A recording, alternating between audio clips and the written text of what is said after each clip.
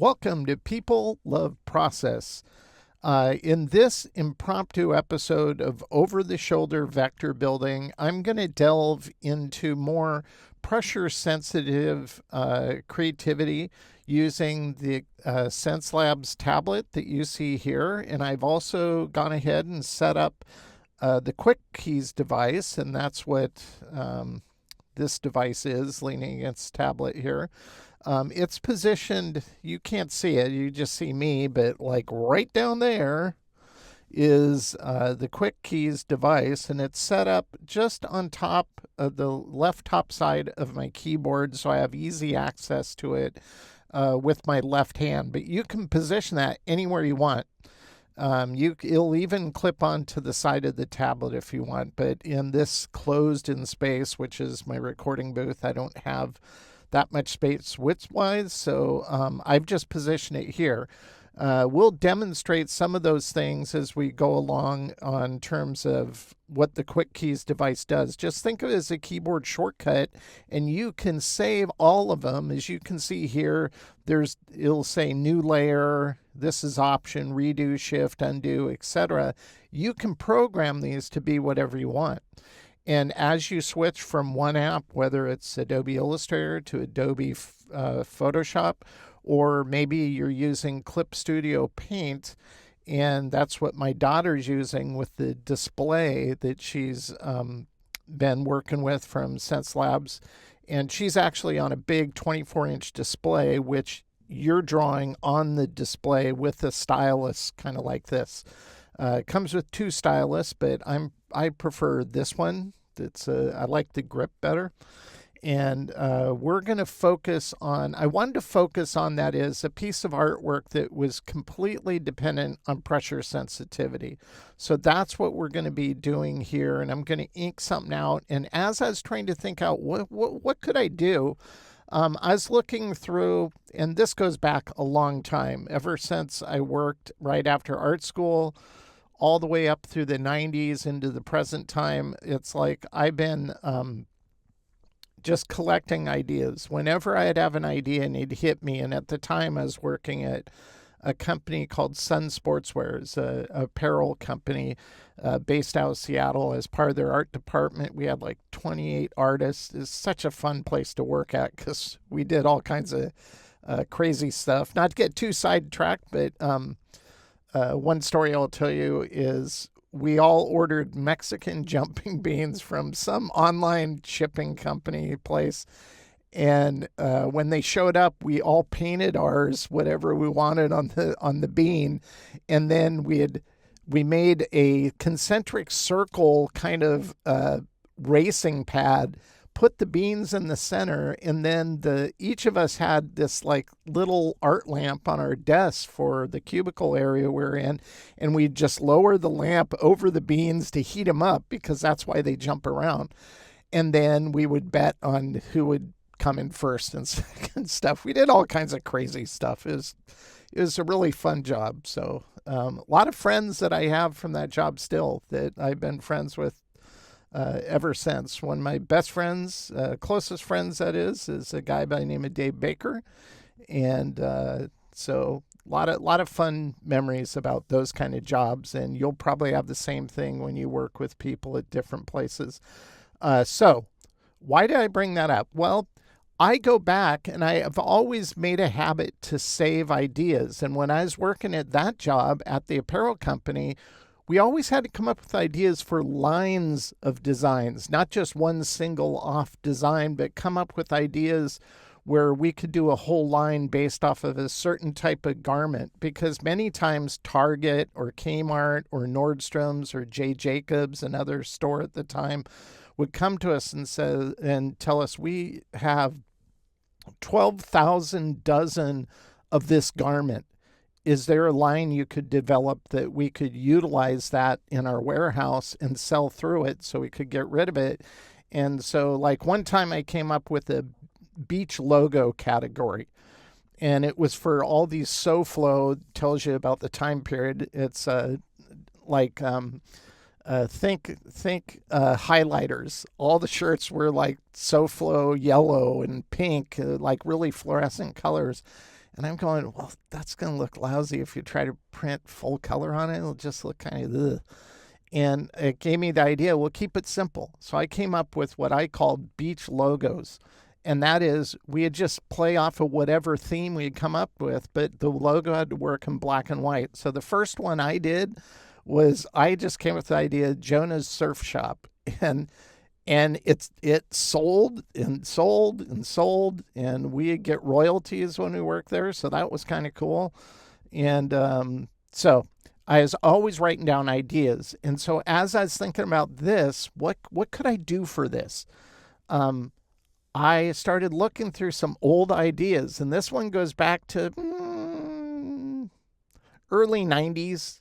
And it's a notepad from an old little pocket binder I had that I'd write ideas down.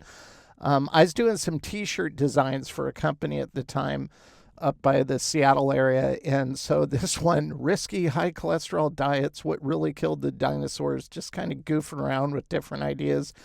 But I spotted this as I was going through it, and that kind of cracked me up.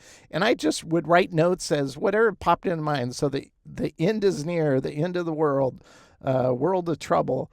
And so just to show you this a little closer, this is what this drawing looks like. And I kind of liked it.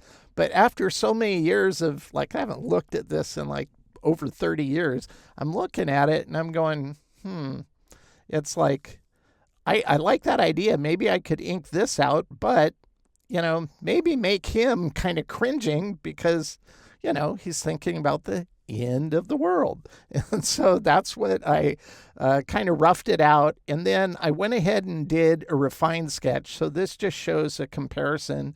I decided to add some clouds, give it some atmosphere, make it a little funner, having the clouds floating around the planet, floating around his bum.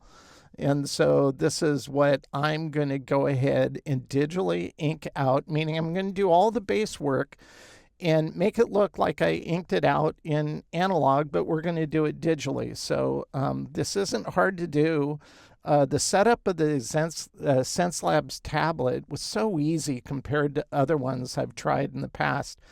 And the quick keys is pretty cool. So let's go ahead and get this ready. So we'll just select this. I'm going to go to opacity. We can go ahead and don't want to do that. I'm used to using a mouse, so we'll just bring this up so we can access what we need. Change this. So we'll set it for 20%. We'll lock this layer, and the layer above it, this is what we're going to do all of our digital inking on. Now, in the previous movie, I had shown you how to create a calligraphic brush, and I'll show you that really quick. But here I have a whole set I'm including in this file set. I mean, anybody can make a calligraphic brush. It's not like an art brush or a pattern brush, which you have to have vector assets to create it. And I'm going to show you those because I have another set, kind of a set of vector brushes I forgot about, but I won't demonstrate that till at the end. But this is a 2-point. We have a 3, a 5, a 7, and an 8. And this is the default touch calligraphic brush that I wish you could just remove when you didn't want it, but it's stuck in Illustrator and there's nothing you can do about it. So this one I never use, but these will be handy as we ink because I'll zoom in at times. And if you want to create a calligraphic brush, obviously all you have to do is click the brush button. You want to select calligraphic brush, open it up, and here will give you a display. Down here, you can see all these are fixed. Fixed means it's just set. Like it's not going to have any pressure sensitivities to it. To get that, you're going to have to select pressure. Now, if all you have is a mouse, then the pressure won't work and it'll just ignore it if you're using a mouse. But I'm using a stylus, this one right here with the Xencelabs tablet. And so we want to set this. I can't remember the sizes I have. Well, let's just make one that's 4. We'll go 4. And then notice this is just set over here. Now, if you want variation for your pressure, you can go over here, hit 4 again. So you can see if you press lightly, small, medium, and then it'll get larger. You know, if you want to do some larger overall, you could go here like this, and that would start off smaller with less pressure and then get larger as you go out here. And we'll just leave this one like this, and we'll just call this a beta brush. And that's all you have to do. Now on the angle, if you want to play with this, you can. This just shows you how it will angle the brush as you're drawing with it. In this respect, I don't really use this, so I just usually keep it right at 0, but you can experiment. That's the best way to use any of the brush technology in Illustrator. Just start playing around with it, and you'll figure something out like, ooh, that looks kind of cool. Roundness, I like mine round, but again, if you wanted to keep yours a different type, think of this as changing your nib.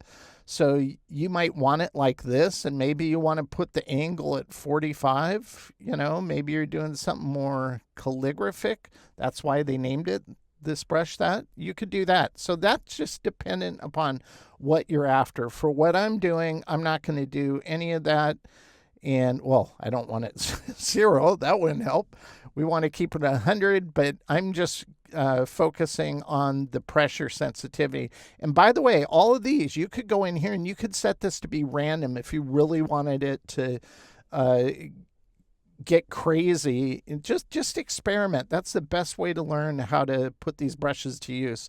I want to control it a little more, so I'll make my decisions in terms of aesthetic and getting crazy with it by actually drawing. So I'm going to click OK like that. You can see it added our beta brush right here.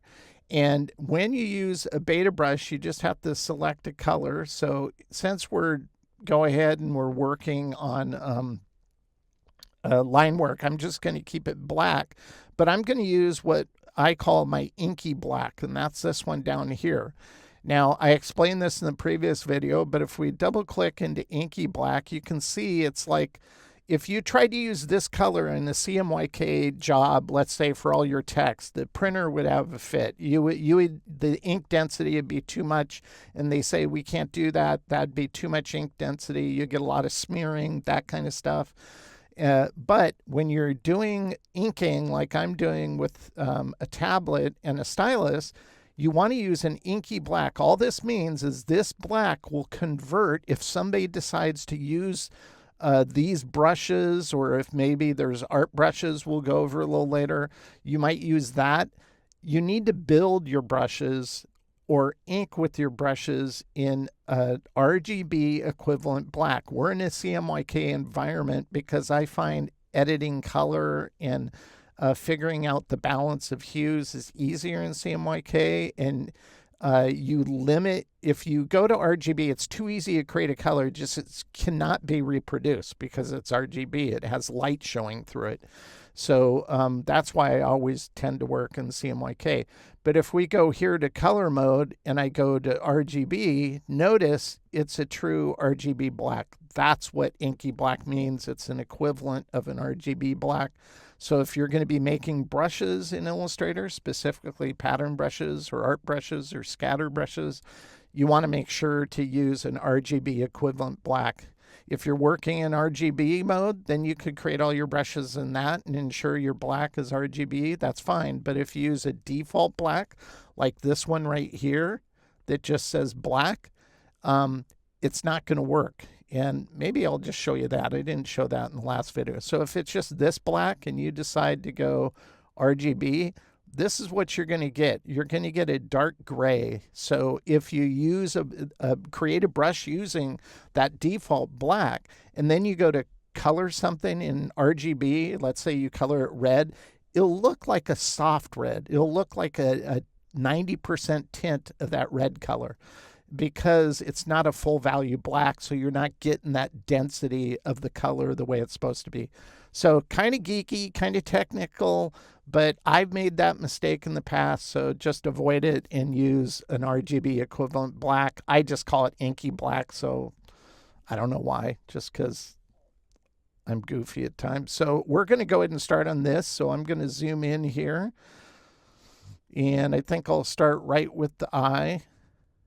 I like to test a brush first, so make sure you're on the layer you're going to be drawing. and we go ahead and have the brush selected. We're going to be using the blob brush feature. So we'll have the brush selected, the color selected, and we'll have the blob brush here. And all we're going to be doing is the blob brush will make all these lines kind of fuse together. So if I go like this, you can see it just paints it out as a shape. And it looks like it remembered my setting for the opacity. So let's make sure that doesn't happen. I think I'm going to go to the small one here. Okay, that's what I wanted, like that. And so whenever I'm inking like this, I don't want it perfect. The whole reason I'm drawing this by hand instead of building it in vector form with geometric shapes is I want that imperfectness. So I'll go back and I want this to kind of wobble a little. I want it to be a little organic like this. And these areas, you can go back and just paint them in like this. And because we're using the blob brush, it's going to act in a cohesive way, meaning if we go to keyline view, it's going to fuse it all together. So in that respect, it's pretty cool. I think I'm going to put a little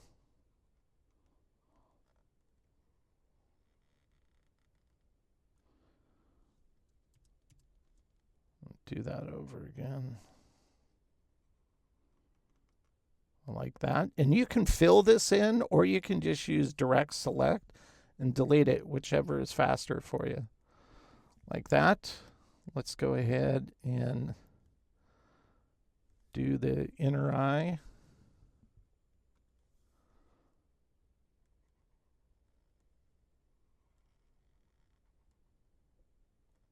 Like that.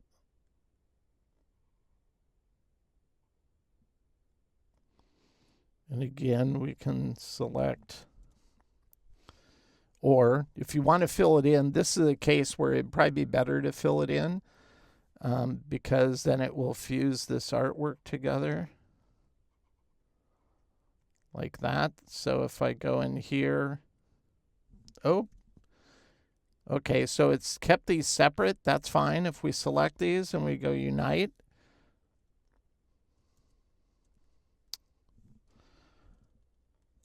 what did I do? I used a, sorry, it used a path. So we don't want to do a path. We want it to be the fill color with the brush, with the blob brush. Or I might have used the paintbrush. That would have done it. So we want this to be shapes, not paths, with the profile being on it like that. So if I select this, and we go unite,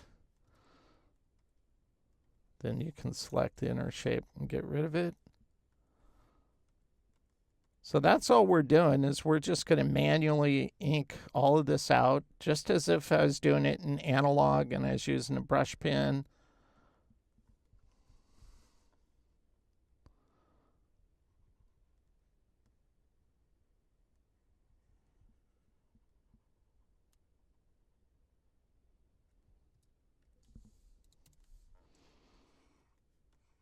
That.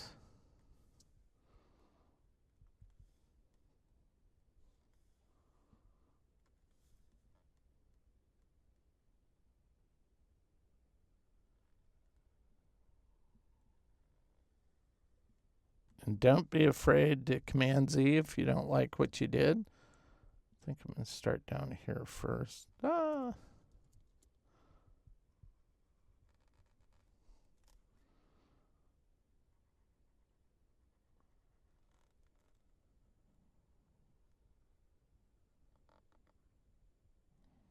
I find it easier kind of drawing a line. Like, I don't think that looks too hot. So Let me undo it.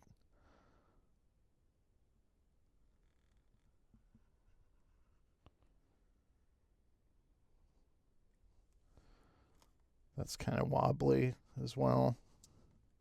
It takes a while to get used to using a stylus.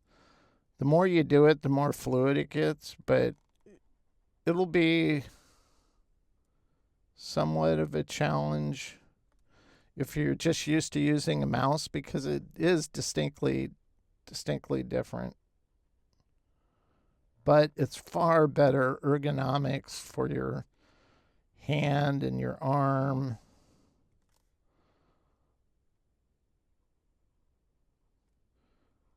Now, wherever these come together, when I usually ink, I like kind of filling in those spaces. And again, these can just be direct selected and deleted like that.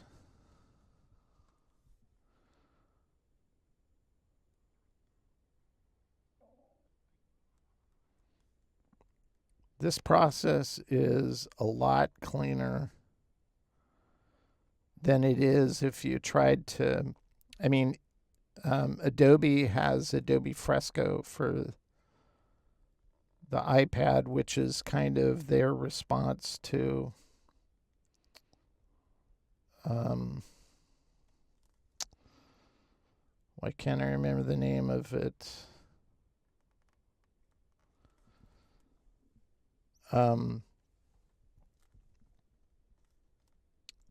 the life of me, I can't remember the name of the iPad app I'm trying to think of. That not Clip. My daughter uses Clip Studio Paint. She loves it. For the life of me, I can't remember. But they tried to make the equivalent of drawing basically in pixels on the iPad. And the thing about that is kind of cool is Fresco is hybrid, meaning you can use Photoshop brushes in it, or you can do what I'm doing here, which is inking. But the distinct difference is it creates really sloppy files. And I like the fact that these are cleaned up. If you go here, you can see because we drew these two things separate, this isn't a big deal. We can just unite them together and it would resolve that. But in Fresco, every iteration and touch of the pen on the screen of your iPad creates a separate shape. So you end up with thousands of shapes and you have to fuse them all together, and it creates all these unnecessary anchor points. And it's like the irony is I'm in Illustrator here and it's not doing it in Illustrator. So why couldn't they do? It's like these teams don't talk together and they end up with these. It works this way in this app and it doesn't in their app. It's kind of goofy. So I'm just going to smooth this out a bit. I think that looks good. Now, I'm not going to spend the whole time inking this out. We'll ink out several more things, and then I'm going to do a time lapse with the rest of it. So you don't have to, I don't have to be laborious over certain things. I think what I'll do is I'll do the mouth here, and then I'll do a few clouds. Now, the nice thing is the Quick Keys device isn't just about having a keyboard shortcut set up to it. That's what I really like. Like if I go like here, I like having a layer above the layer I'm building on, or in this case, drawing on. And to do that, you can just click here and it add a new layer, but I don't even have to do that now. If I know I want a new layer and move it to a new layer, I can just hit my button and just, so I don't even will have my mouse. Just keep looking over here. My mouse will be over here. If I hit this button, it'll just create a new layer like that. And I can just move that down to where I want it. It's super cool. And then if I decide, well, no, I don't need that, I can undo it and get rid of that. I don't have to go to the undo menu up here. And that's all through Quick Keys. Now you can program different sets. So maybe you have one for digital inking. And let's say you have this eye selected here and you want to zoom in on it. On the Quick Keys device, there's a little scroll wheel, and that just allows you to be able to zoom in and reselect. Like right now, I'm just toggling between objects here like that, but it also well, it looks like I have an extra anchor. We'll get rid of that. But if I select something like this and I decide I want to zoom in on it, you can use that wheel and it will zoom in on where your cursor was. And that's pretty cool. That's a lot quicker than going Command Z and then drawing the size and having it zoom in. So there's a lot of cool features in the quick keys. And so it's more than just putting shortcuts in there for Adobe Illustrator, which I love shortcuts. I use them. I've been using them for over 20 years now, but quick keys just makes it a lot easier. So let's go ahead and draw the bag under this guy's eye. Make sure we have that. Now if I draw softly, this is a little wonky, so I'll just draw something over the top of it.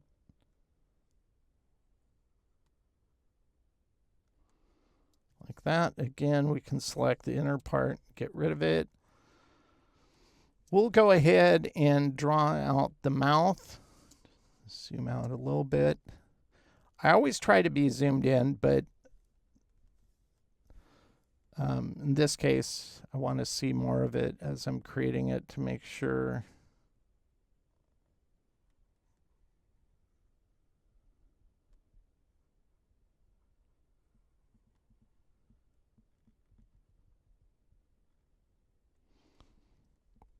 That's not bad. One thing you can do that I will show you is it does have an eraser tool. So if I hold the stylus up, this is the eraser, this is the nib I'm drawing with. So if I turn it around like this, now I'll just use the tablet and I'll go back to my artwork and I can erase parts like this. So it works like a traditional kind of, I mean, I'm saying I'm inking unless you're using erasable ink. You can't do this in analog unless you're using a pencil. But that's kind of cool. Now, keep in mind that this eraser, all it's using is it's tapping into the eraser tool here in Illustrator specifically. That algorithm, unlike the blob brush, if we go into the blob brush, this has settings. So if we double click it, we can set fidelity to be as accurate as we want so it doesn't over optimize or simplify what we created. I like keeping it accurate when I'm inking like this, so that's important. And then on the eraser tool, it has settings, but notice it has no fidelity.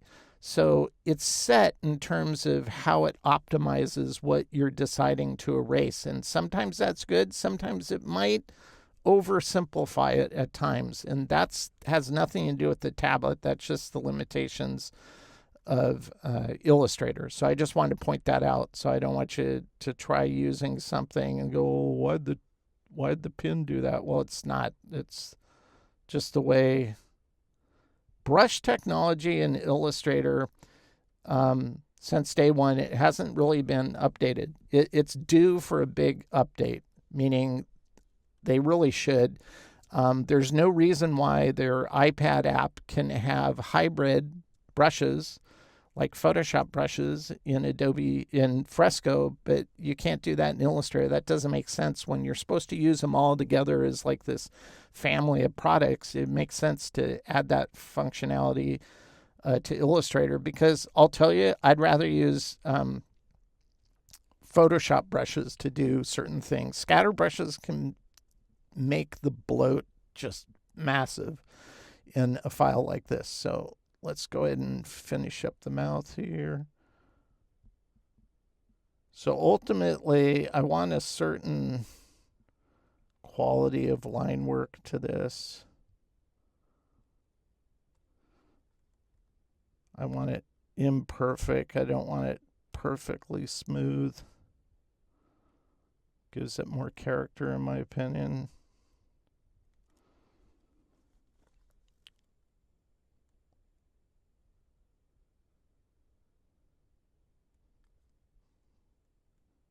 Again, you can go in and paint these out like this.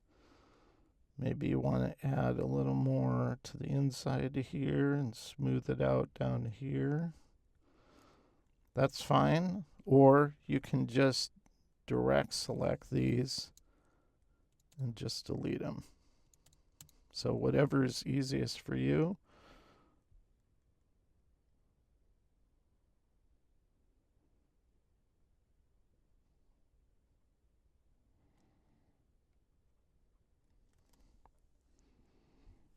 That.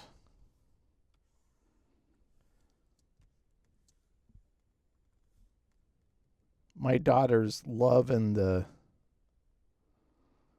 display. Now originally I wanted to try the display, and then she caught wind of what I was doing. She's going, let me try the display.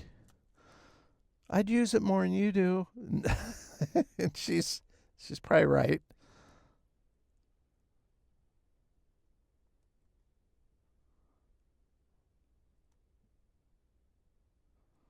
Savannah's been working on, she's been doing a lot of artwork for Neopets, which she grew up loving Neopets and always drew them when she was a little kid. And then now she's actually an illustrator for them, working on their trading card line with my old employer, Upper Deck. So that's kind of weird when you talk to old friends you worked with at Upper Deck, in my case.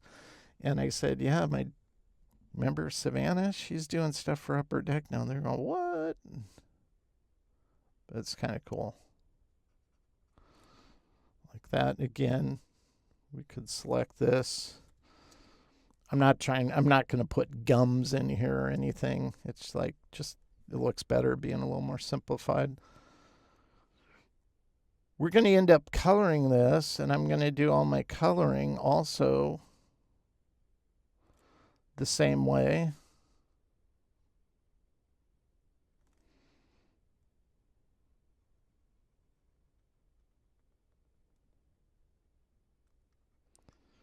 This is a perfect kind of project to put on a good audio book or podcast and just kind of zone out as you're working. It's funny, I look at certain artwork that, or designs that I created where at the time I was listening to a podcast or listening to an audio book, and I associate that artwork with some content that was in the things I was listening to. So I like the way that mouth looks. Let's go ahead, create the little area here. For me, it's easier to go left to right than right to left. And that's usually the case when I'm drawing in analog too. It's weird when you think about people like Da Vinci, who was ambidextrous, and he could literally draw with both hands, and he could do it at the same time, which is just, it's crazy. Okay, so just to show you again, if I select, by the way, the stylus in Illustrator is just like the mouse in terms of controlling the, other than the pressure sensitivity. You can grab the eraser brush, and you could use the eraser brush and go up here, and we just kind of knock off some of the fatness there like that. Or I can again turn the stylus to the eraser and go down here. You have better control, in my opinion, like that. And I don't like how truncated this is, so I'll redo that. Let's go back to the blob brush.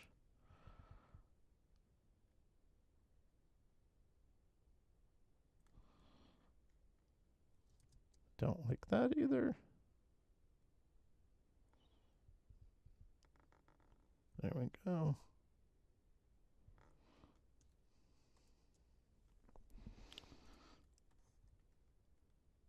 That looks good. By the way, When you're inking like this, it's just creating a random profile. Like in Illustrator, you have all these set graphic profiles.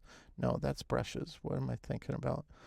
Well, I don't have a path selected here. But anyway, there's custom brushes, custom profiles. One might be tapered, goes from thin to like a giant triangle horizontal. All this is doing is taking that pressure sensitivity and making a profile as you're drawing it on the screen. So on this one, this has 222 anchor points to make up that shape. And you can try to optimize it if you use a plugin. Like if I select this in Astute Graphics in their Vector Scribe plugin, if I go to Smart Remove Brush Tool like this, and we could maybe enlarge it so it's a little bigger, 129. And now we know it has 222 anchor points. Now if I just go over this with this tool, I can clean that up and get it down to 79. So, and it doesn't affect the quality of the art, which is kind of cool. You can't say that with Simplify in Illustrator. They've improved Simplify in Illustrator. You can find that under Object, and you can go to Path and then go down to where it says Simplify here. And you can try to do that, but usually it's not as smart or as elegant as Astute's features. So another reason why I use plugins, it just gives me more options. Okay, that's looking good. Let's go ahead and just do a cloud, and then the rest I'll do in Timelapse.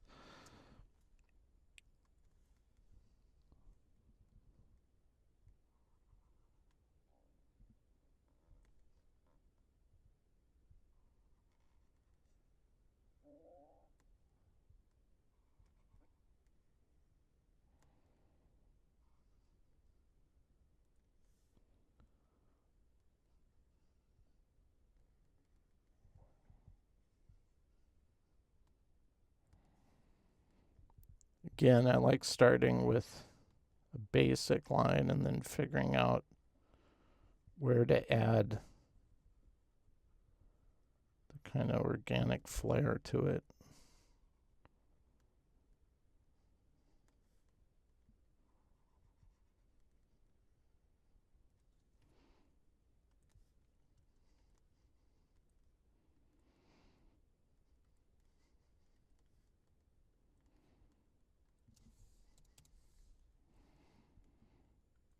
Right now, you're looking at it at 862%, which is going to be a lot bigger.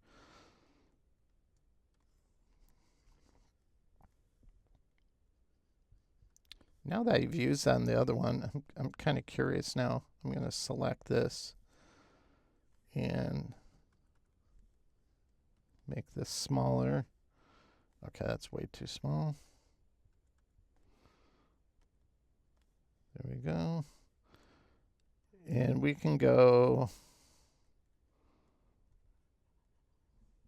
like this has 635. So we'll just sweep over this.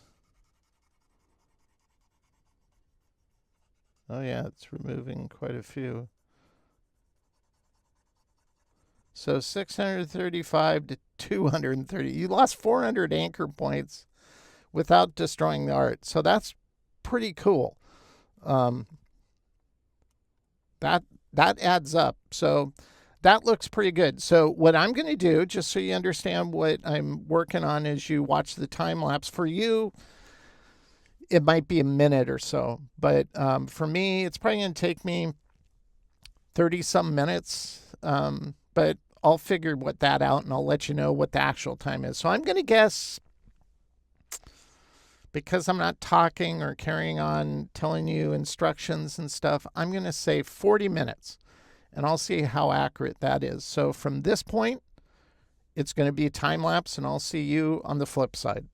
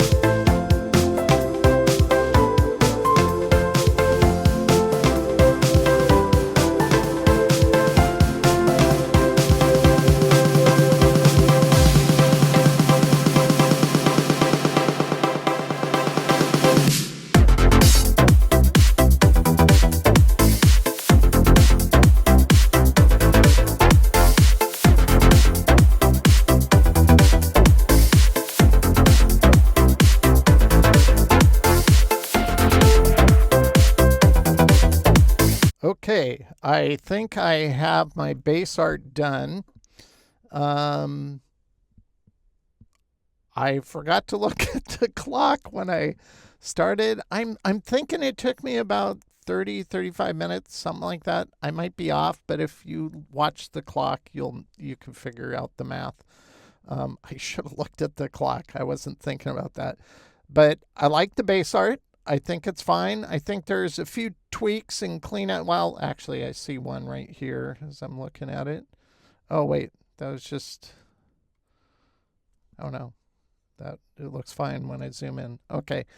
So if I go to keyline view, you can notice I painted over some shapes and it didn't fuse together, but no big deal. For the most part, it did in other places, but we have a few exceptions here, especially up here. I wasn't really paying attention when I did that. Those are easy to resolve. Those aren't that big a deal. So what I'm going to do is I'm going to now, as the next phase is, I like to leave my original inking as is, but the more I'm looking at it, I'm trying to keep this outer line kind of the same weight all the way around. I think I did a pretty good job, but the nose is a little thicker than everything. So what I'm going to do is I'm just going to tweak that a little bit and see if I can resolve that. And I'll just go to the eraser tool. I could use the eraser on the pencil too. It's the same thing. It's just easier drawing with the stylus. So I'll go like this.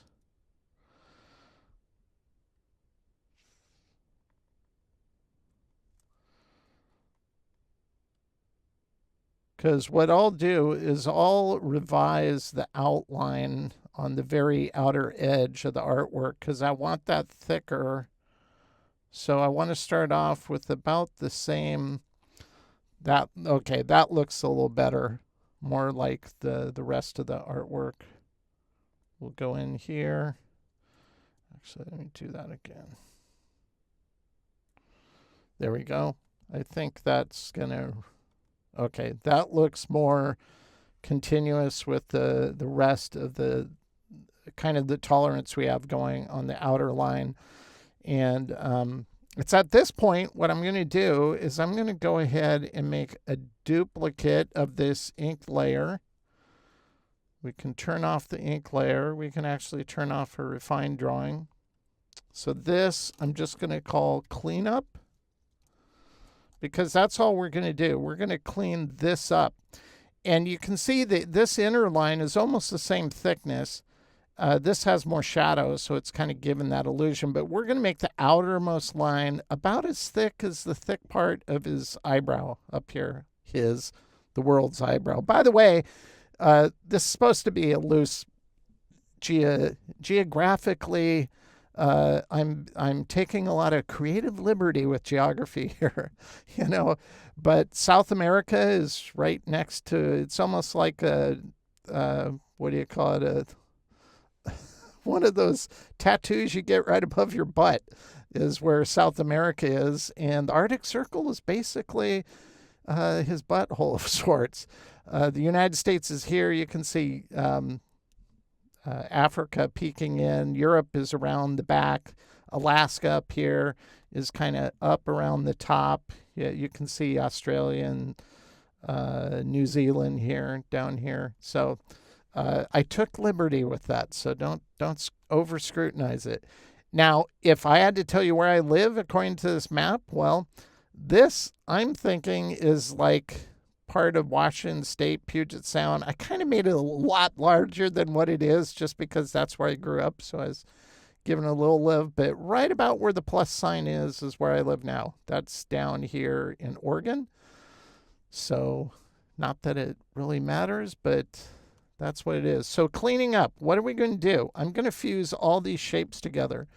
So if we select all of them, you can see we have 17,000. That's not too bad. We're going to go ahead and unite everything because all we have here is black shape. So we'll select everything and we're going to go unite like that. And now if I deselect and go to keyline, you can see all those problem areas are resolved But we have some artifacting, little anchor points here and there, so we'll clean that up. So we'll select everything again. We'll go to Object. We're going to go down to Compound Path, and we're going to go to Release. So we're going to release it. And I might do this multiple times because sometimes there's more than one group. So I'll go Ungroup. And we just had one group, so that's pretty good. Now the outermost shape, this is the one here, and this one, just so the sake of seeing it, I'm going to color this blue. So you can see all the shapes that are on top of it. All of these shapes on top of it, we're going to make them white. So I'm just going to select these base shapes. I'm going to create a new layer. Actually, I'll just use my quick keys, create a new layer, drag it down where I want it. We're going to call these, what do you call all the land masses on the Earth you see if you're looking from space? Well, those would be continents. Did I spell that right? Nope. Oh, great. I probably misspelled it. So continents. I should just put landmass. I know how to spell landmass. Okay, we'll do that. We'll move this to that layer, and I'm just going to turn that off really quick. And what? Did I make a copy of it? Oh, no. Okay. Okay, we move those. Let's move the other. Not all these are landmass. We have clouds. So actually on the clouds here, we'll take the outer shape. We'll take this. Oh, that's interesting. That's right, because we have these. Okay.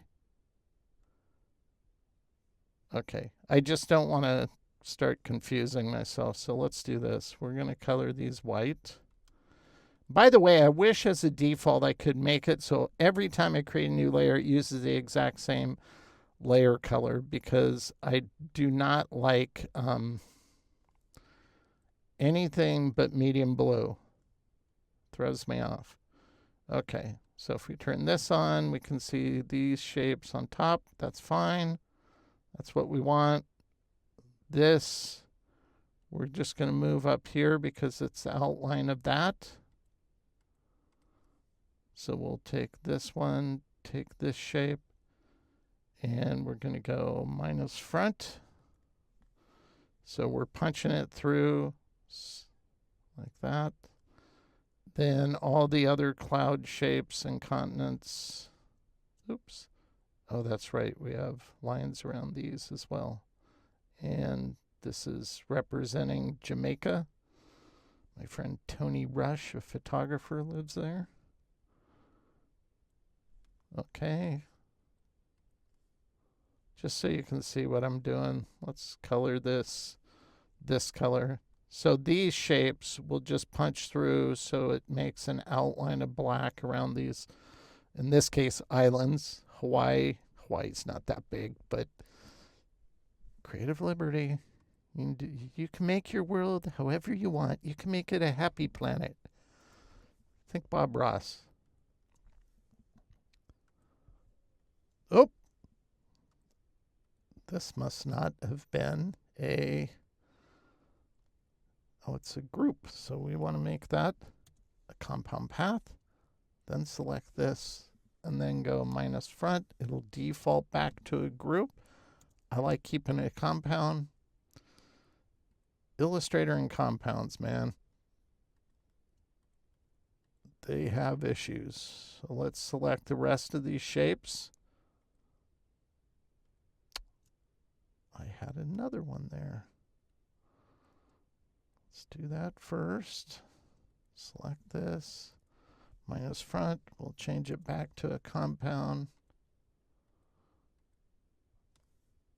Okay, I think that was the last one. We'll select all the clouds and the remaining land masses or continents, islands, what have you. I think that's it. We'll bring those up here and drop them. Now I'm going to go Command A, deselect. Oh, I forgot about his eye and stuff. We need to. Okay.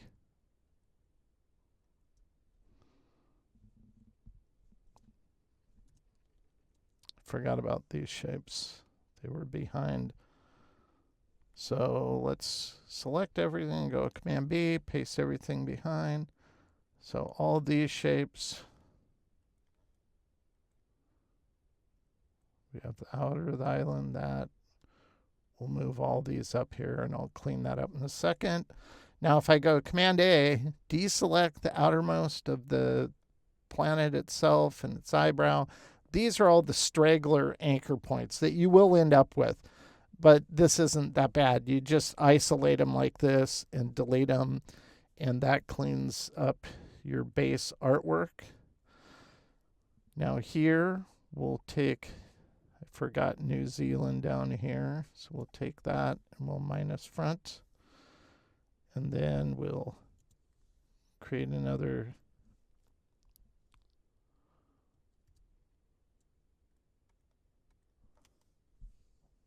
compound path. Then we'll take these, which are his wrinkles, and we'll minus front that out of that shape. Again, it's always going to divert back to a group. So that's where I have keyboard shortcuts set up so I can make a compound really quick. And all these shapes, landmass shapes, not clouds. We're going to be making these a green type color, like that. But because they're all going to be the same color, we'll go ahead and unite them. And for this purpose, we'll just turn them white. I'm going to select this. This will become white. And his eye is obviously white. And the highlight on his eye will be white. His pupil will be black. All of these will be clouds, so these will be white or whitish, like that. Here's the underline. The underline won't be this color. We'll make that black like that. So we have a cleaned up version of the art, and if I select it, you can see it only has 13,000 anchor points instead of 17,000 like we had. So it's already simplified. But I'll even simplify it more, and we'll run simplify on it to see what that does. But first, I want to adjust this outline, and I want to establish the thickness on the outside. And so what I'm going to do first is I'm going to go Command H, just so we know we have the shape selected, but we can see it clearly without all the anchors being highlighted. So it just hides that preview of the anchors. You still have the shape selected. And I like seeing anchors when I'm doing stuff like logos, but stuff like this, I tend to hide it just so I can pay attention to the thickness here.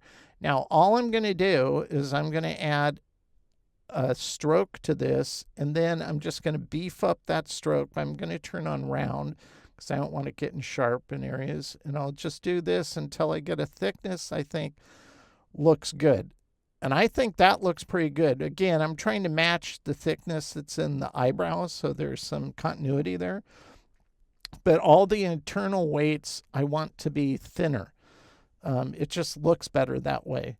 Unless you're doing a style where it's all the same outline setting, then that might change. But for this style, I think this looks good. So once I have this, I'll go ahead and go Command H, turn this back on. I'm just going to go to Object, Path, and we'll go Outline Stroke. That'll turn into shapes. I'll unite it like that. And now you can see this has 12,000 or 1,212 anchor points. So this is now clean base vector art. I could go from here and I could move forward and start coloring it and stuff, but I want to experiment one more time. And so we're going to go ahead and select all these and use the layer icon control over here and put all the clean artwork on one layer like this. So now that's on its own layer. This one we can just drag down here and delete. Now on this one, the clean layer, I'll go ahead and copy it. So I'll duplicate it. It'll make a copy right above. On this one, we're going to go simplify. Why did I say that? Is because we're going to use Illustrator Simplify and compare with the other one. Sometimes it does a really good job. Sometimes not so great, but we'll give it a chance here. We'll go Path. We're going to go down to Simplify. And what you're going to see won't be this. See this setting? I'm going to turn that off, retain my latest setting, directly open this dialog. I like it doing it, but just to show you what you'll see if you don't use this or haven't used it or have never checked this. We're going to turn that off, and we're going to go OK. And it's simplified. I didn't want to do that actually, but it remembered that setting. So I undo the simplification, but I think the setting should show me what I wanted to show you, and that is Object, Path, Simplify. This is what it will bring up by default. And I think this is a huge issue. This is dumb user interface, because most people go, what's going on? This oversimplifies it. This is almost like Apple's problem with some of their software being infused into Adobe Illustrator. This is oversimplified. This sucks. Don't use this. Click the gear, go here, make sure you check this on. You'll never have to deal with that again. And you want to pay attention to these numbers. This is where you want to see the math it's doing, and then make decisions if it's improving it or overcomplicating it. We're just going to use the default setting here, 75, 150. So it's going from 13,096 anchor points down to only 2,110, which is very, very reasonable. And we'll just make a comparison and see if the aesthetic is being compromised for the sake of optimization. So we'll click OK. So this is what we ended up with. So let's go ahead and do this. I'm going to put a background behind this guy just so it makes it easier to compare. We'll move it behind him like this. I'll turn on the other one and we'll compare.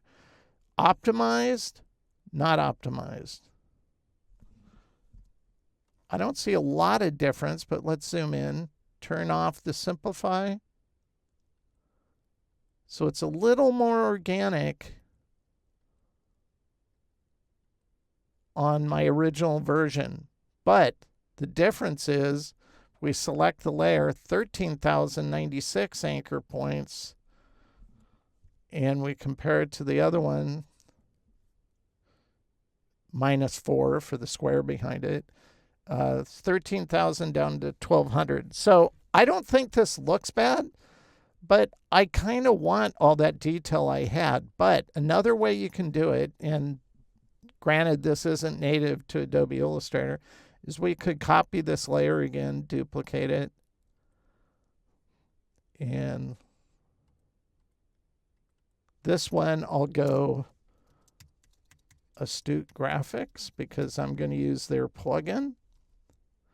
And that way you can, and I'll leave this in a file that's in the exercise file so you guys can compare yourself. Astute Graphics, I'm going to select this and I'm going to go to their Smart Remove Anchor tool, and I'll just do it big so I can just draw right over the top of it to remove it. And you can set the tolerance. I'll just leave it to default, which is 10. And I'm just going to go over the top, and you can see it's simplifying.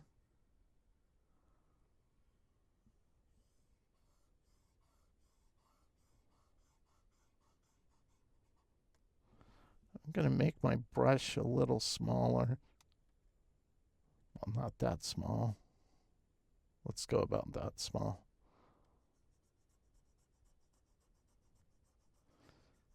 it is processor intensive, so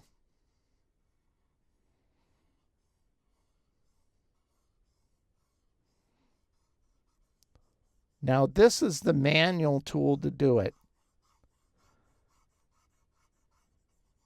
Sometimes the best way. So we've moved over. You can see it's removed. It's gone from 13,000. So this has a few hundred more than, almost about 1,000 more than what Illustrator natively does with Simplify. So we can compare this now with the Simplify. So Astute Graphics, well, their tool's not Simplify, better get the name right. Smart Remove. So it's Smart Removed anchors here. So now in terms of how much we have is just shy of 4,000 anchor points.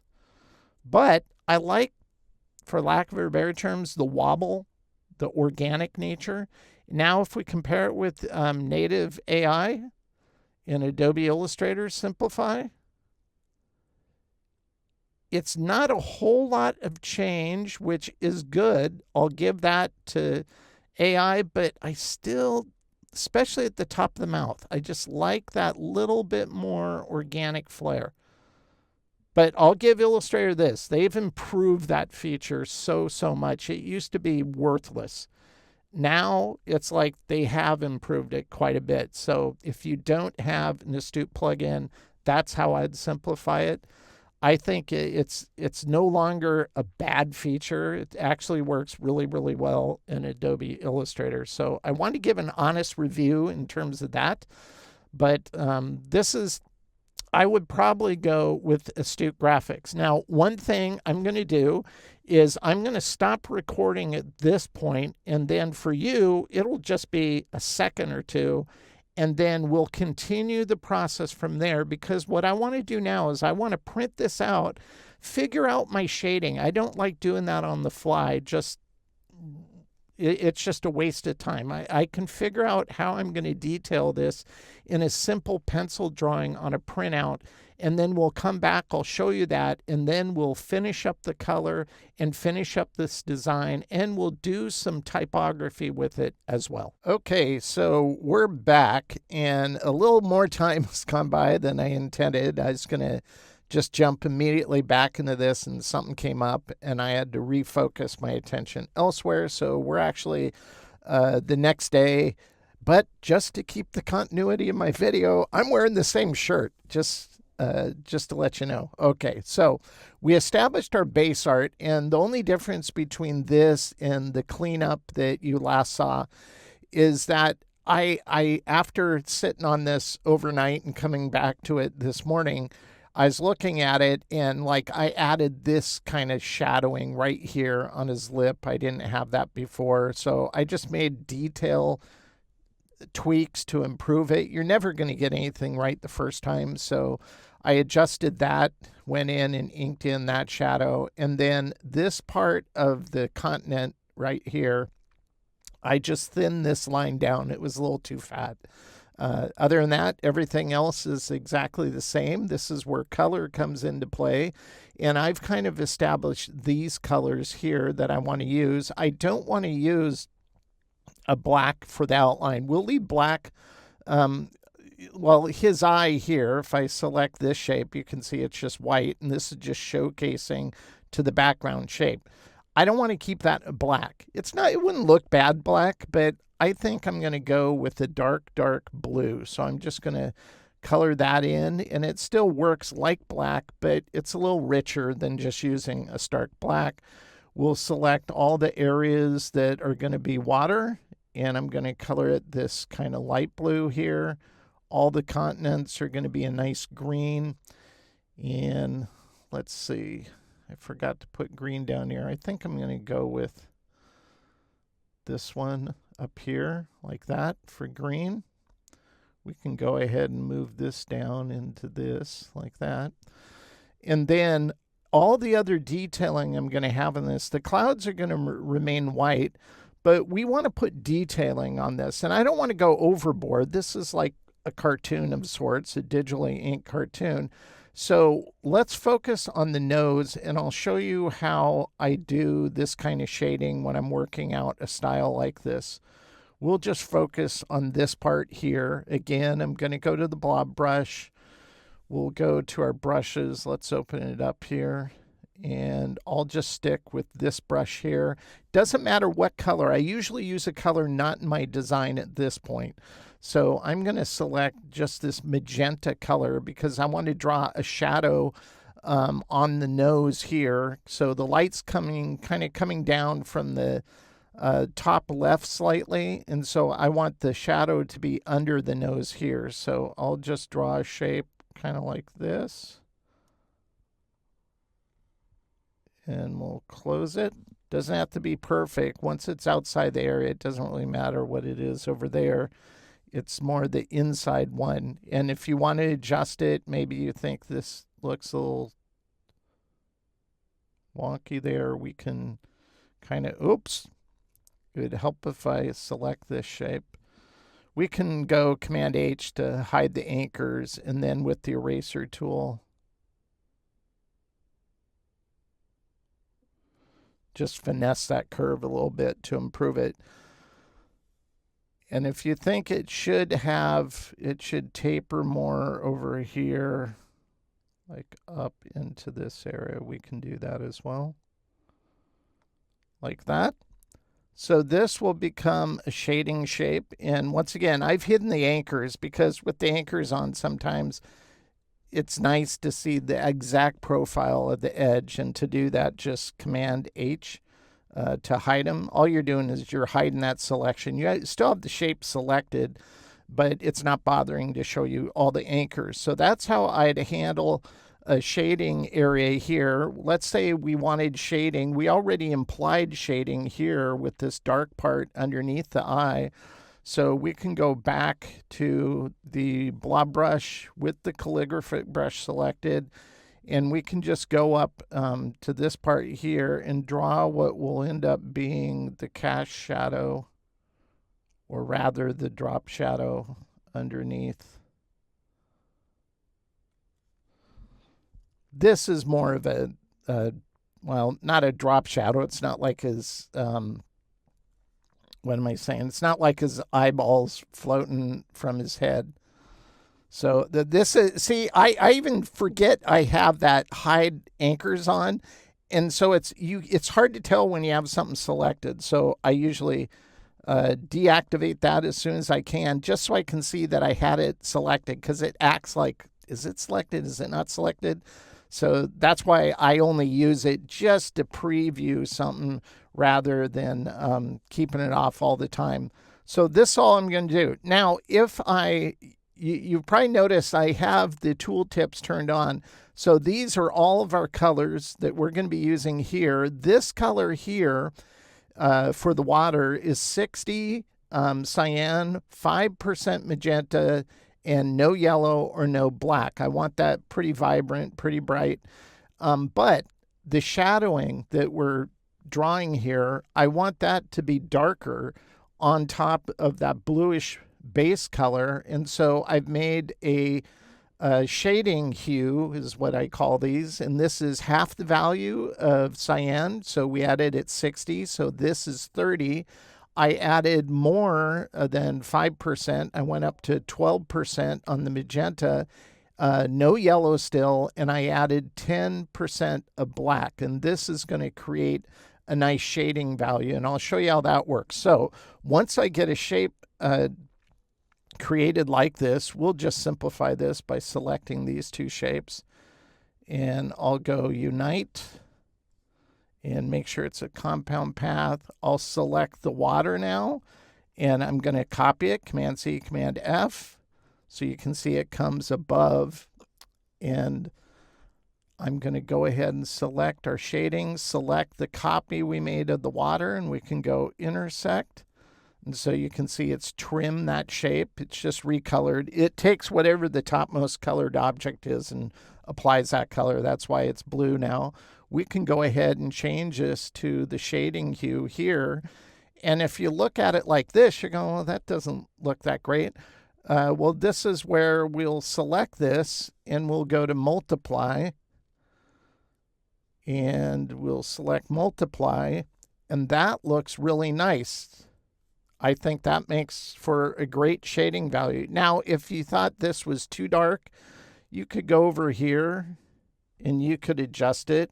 Maybe you want to knock off 25% to 75% of the value. And that's how you control the value, is you would just do that. And so it just depends on what look and feel you're going. Let's go ahead and do a few more things. We'll do a cloud. We'll do the eye and see what those things look like. So let's go back to the blob brush. Again, I like to use a color I'm not using, just so I can distinctly see it as I'm drawing out. And we'll go ahead. Since the light's coming this way, it'll be like a reverse crescent moon of sorts type shape on this.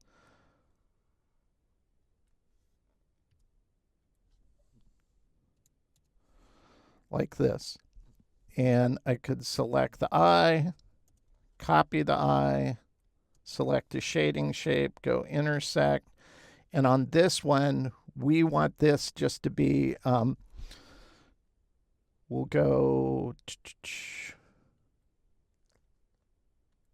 with that blue, but we're going to go with a tint of the blue. So let's try 35.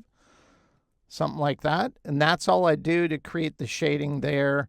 And that's how I'd handle it. Now, the reason why I started off immediately showing you this is to show you I could, or you could do it this way, where you just in your mind, you're picturing the point of view, the light source is coming from, and you're just drawing your shading based off of that. That's perfectly acceptable. And that's essentially what I do, but I like to figure that out in analog first. So what I'm going to do is I'm just going to take these shading shapes that I threw away, and I'm going to go to this layer and turn it on, because the reason why I broke after I got the cleanup version and cleaned up the base artwork, and I said, now I'm going to take a break, it's because it was at that point that I printed out the black and white, and I created this drawing based off of it, because it takes me literally maybe a minute to draw out all this shading on a printout that's at the same size of an 8.5 by 11 that we're working in. And this guides my drawing of my detail. One, because I have a lot of components in this and I don't want to forget anything. And this ensures I won't forget it. And again, if I turn off my color, this is just a black and white that I've drawn on the printout, scanned it back in, aligned it with my drawing.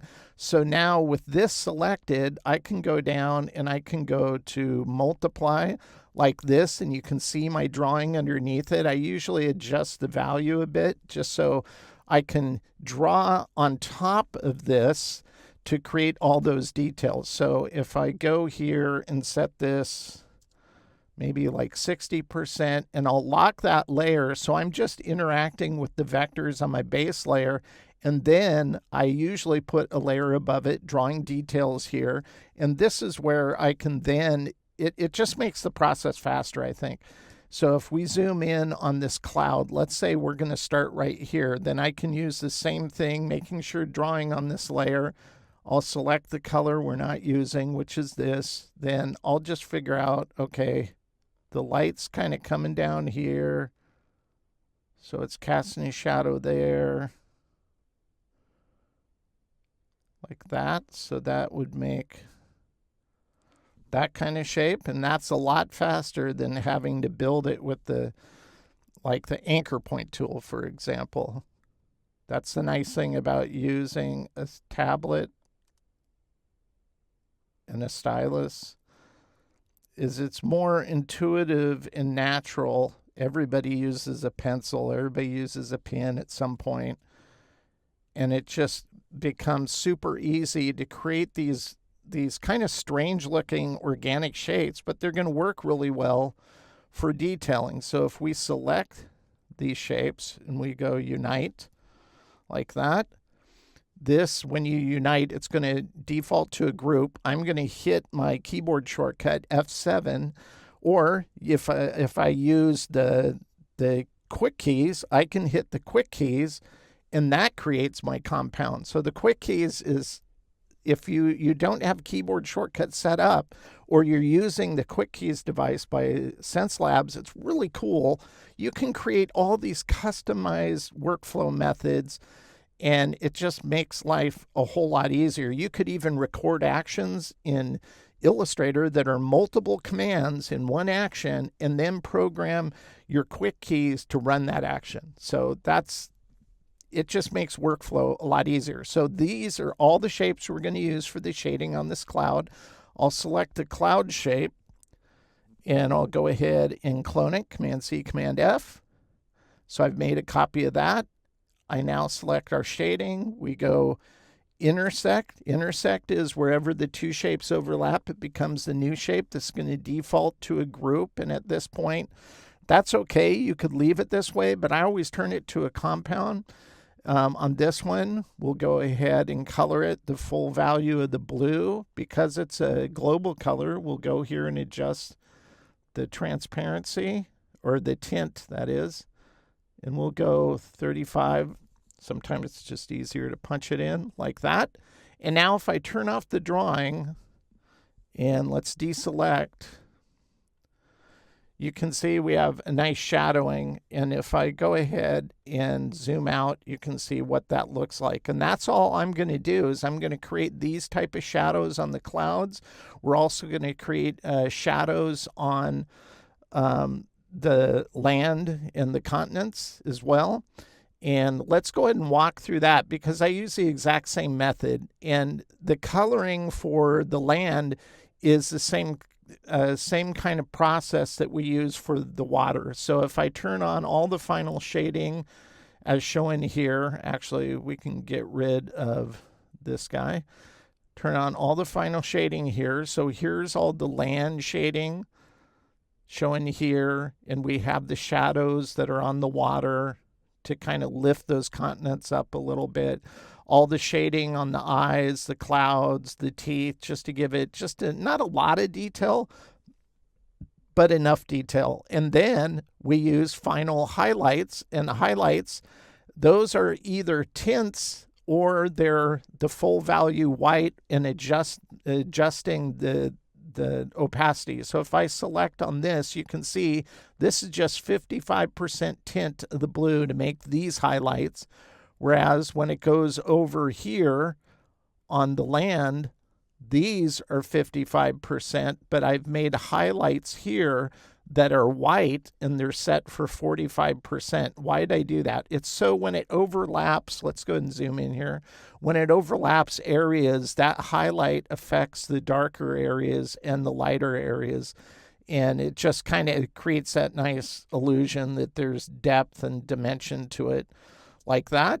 And so I really like how this was looking. And I thought with the clouds, it need to have a cast shadow, so they kind of elevate the clouds as the highest element, and these are the shadows on the clouds as they're going over the water, going over the continents, and I think that looks pretty good. Now, I wanted to add typography to this, so I'm going to be showing you a really cool script, and I've shown this in one other video that I've done on my channel, but it's worth showing you again because it does work really, really well. So let's go ahead, and I'm going to turn these layers off for a second. And let's go ahead and bring this. I'll close this. So all we have here is type. This specific typeface is Gill Sans Ultra Bold. I thought the bold nature of it would work really well. But I've just typed out the note that I had in my original sketch from way back is the end is near. So that's the theme here. So if I just select these 4 type boxes, go to File, go to Script, oops, make sure I have File, go to Scripts, and we're going to go down to the text block. It'll open up and it'll say, how large do you want this? And I think 200 points is fine. Click OK, and then it says how much of a gap. I think we'll go with 5.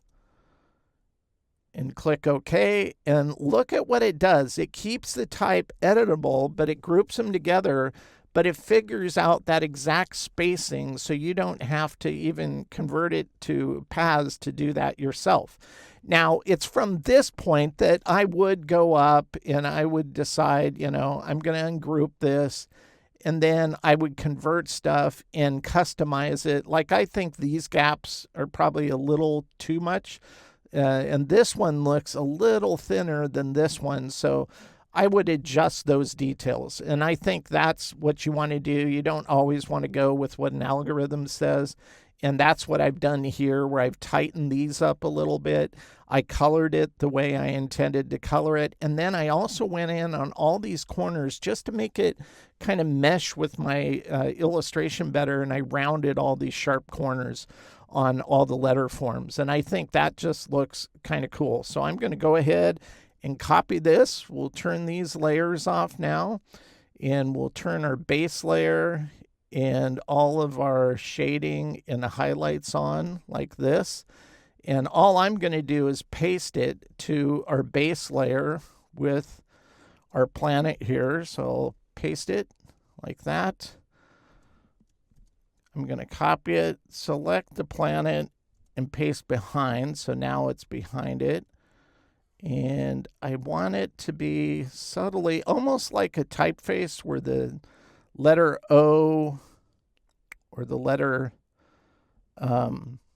usually letter O, letter S is a little taller than the other letter forms. So I'm kind of doing that same principle, but in terms of aligning it here, and just have it nested just behind the edge of this. And I think this came out pretty cool with the typography locked up. It's kind of a fun, goofy, comical illustration, but it was extremely easy to do with the Xencelabs tablet and pressure sensitivity and calligraphic brushes. Now, for those of you who want more information about that, check out the link in the description below this movie, and it's for that medium bundle, the tablet, 2 pens, the quick keys. It's a really great system, and you'll be able to use that for years. Even just the quick keys alone is awesome. So make sure you check that out. Now, those who don't have a tablet or really not interested in a tablet, I want to show you one more thing before we end here, and we're going to be showcasing some brushes. Now, these are art brushes. Oops, I still have this turned on. Let's turn that off. These are a brush set I created. It's included in the exercise file, but I just want to demonstrate it for you. In total, there's 38 brushes, and if you cut that in half, there's how many? 19 art brushes and 19 pattern brushes. Now, if you look at this brush compared to this brush, this is the source art. Actually, let's zoom in just a little bit, just so you can see us better. There we go. Okay, so this is the source art, and this is the source art. What's the difference?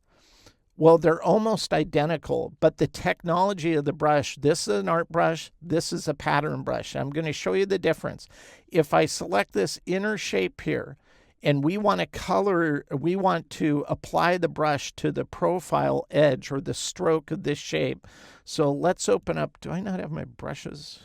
There we go. Here it is. So on this stroke here, I'm going to apply this brush. You see it applies there. I'll select this, and I'll apply this brush, and that's kind of what you get. You get a really organic flair, organic look. That's what this brush is. It's this artwork applied to this stroke. And on an art brush, it takes your raw artwork, which would be this, and it applies it to a stroke, and regardless of how long or how short the stroke is, it stretches it if it needs to be longer, if it's a longer path, or it condenses it if it's a shorter path.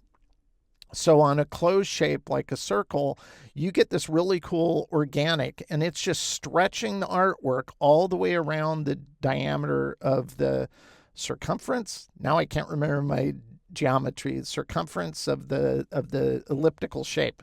If you use a pattern brush, why am I showing you a pattern brush? Because a pattern brush has a cool effect, and it's really not intended to be used this way, but I discovered years ago I like using a pattern brush to get a certain effect, because this artwork applied to this path stretches this length, the whole length of this squiggly path we have here. And it doesn't look bad, but to get this authentic look, like it's just dabbled kind of inky chunks, this repeats this brush as needed in a pattern to create the illusion that you're just kind of, dabbling that line work along. So let's go ahead and apply the pattern brush to this, and we'll go over here. And this, art brushes look like this. Pattern brushes look like this. We're not even putting corners or the beginning or the end on a pattern brush, because they're not intended to be used this way, but I use them this way all the time because it works good. So let's apply the pattern brush to this profile edge or stroke, and we'll apply it here. Oops. Okay. And apply it to there. So you can see what it looks like. It's just repeating that brush around the edge. Now, like any brush, you just select the shape, and if we go here, you can see it's going to almost always default to 1 point. If you want that to beef it up, the larger the stroke size, the larger the brush application. And that's that way for pattern brushes. It's that way for art brushes. But you can see both of these look pretty similar. So why am I showing you this? Why am I giving you art brushes and pattern brushes? Well, if we zoom out here, it's because you can take a brush like this, and we can pick a color. Let's go here. We'll pick like this. We don't need a fill. We'll do a nice red. And then if I decide to paint this out, I'll paint this with the paintbrush tool. And all I'm going to do is I'm going to create something that's a lot longer than the brush itself, kind of like this. So that's a long stroke. Everybody knows that. Now, if I take this and I decide I'm going to apply a pattern brush to it, and I click a pattern brush on here, and let's beef this up. We'll go to 2 so you can see it easier. Look how it carries it all the way through everything. Now notice when you get to a corner like this, you don't have a corner in the pattern. So this is where that subtle rounding comes in. So I'm going to use Astute Graphics, but you could use the corner widget. I'll go in here and I could round this so it wraps it around there, and I could round this and it wraps it around there, and then it works really, really well. Now, in order to use the final artwork here, you wouldn't want to keep it a live brush on a stroke. You'd want to expand it. So you'd want to go to Object, and you'd want to go Expand, and then you could go Unite like that. And if we zoom in on areas, you might run into this where it kind of goes negative. If we go back to our stroke here, if you want that to get, well, I would probably just go, let's try expanding this again. And so you see we have this. It's wanting to, if you select everything and you go Unite,